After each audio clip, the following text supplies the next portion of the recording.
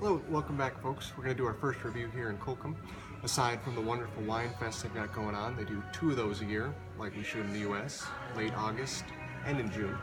We found a wonderful little bar or pub, the Zum Kellerchen, down here. So I'm going to try and describe this to you as best we can. We've got the Mosel River is about a block through these buildings to the other side.